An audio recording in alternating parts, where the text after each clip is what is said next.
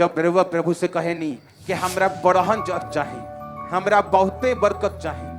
हमरा बड़हन आशीष चाहे, परमेश्वर कहे नहीं आए आत्मा में अभी बेटा तू लइका बड़ा, तू इस संहार ना पैबो, अगर तेरा जिंदगी में हम इतना दे दी तो,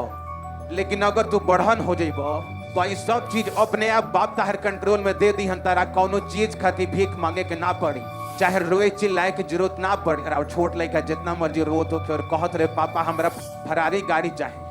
हमरा उहे चलावे के बा, अरे वो ओकरा के ना देनी काहे करे, मालूम बा कि एक्सटेंड कर दी। लेकिन अगर वह आत्मा में उन्नति कल शुरू करे बढ़हन हो जाए आत्मा में,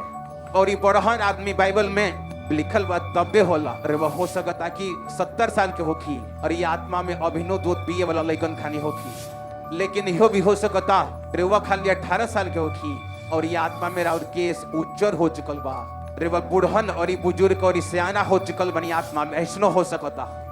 परमेश्वर शारीरिक उम्र के हिसाब से रेवा के ना देनी, ना तो 30 साल के यूसुफ के कब्बो भी देश के प्रधानमंत्री ना बनौती, 30 साल के दाऊद के कब्बो भी यहूदा के गोत्र के, और 37.5 साल के दाऊद के कब्बो भी इजराइल के राजा ना बनौती। ऐसा कब्बो नहीं हो सकत, उम्र नहीं और आत्मा के बातन के समझ के और मेच्योरिटी के देखी नहीं।